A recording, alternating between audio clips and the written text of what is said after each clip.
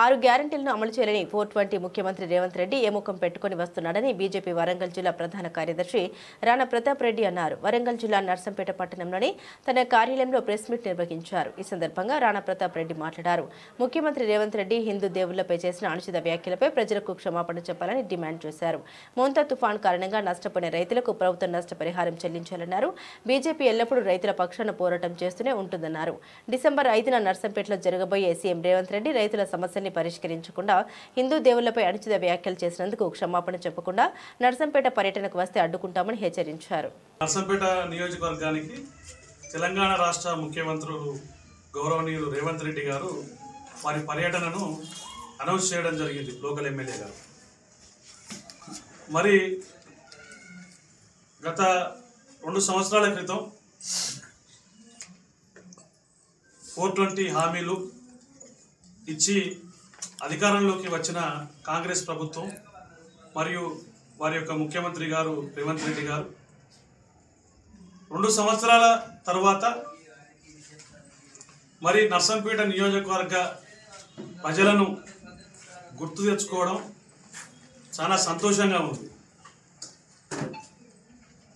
మరి ఈ 2 సంవత్సరాల పాటు నర్సంపేట నియోజకవర్గ ప్రజలు, ఇక్కడ ప్రజల కష్టాలు, ఇక్కడ ప్రజల మంచి చెడు ఒక రాష్ట్ర ముఖ్యమంత్రి అయి ఉండి వారికి ఏనాడు గుర్తు రాలేదు. వారు ఇచ్చిన 6 గ్యారెంటీ హామీలను 420 హామీలను అన్నిటిని కూడా వారు పూర్తి చేసి నర్సంపేట నియోజకవర్గానికి వస్తే బాగుండేది.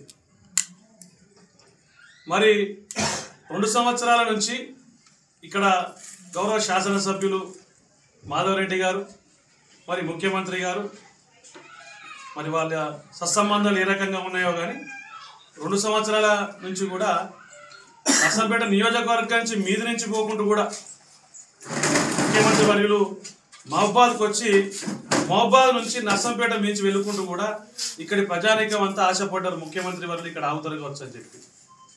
మరి నర్సంపేటలో ఆగకుండా ఇక్కడ ప్రజల మంచి చెడు అడగకుండా కనీసం 1 గంట సేపు నర్సంపేటలో వెచ్చించకుండా గత 5 నెలల క్రితం వెళ్ళడం జరిగింది.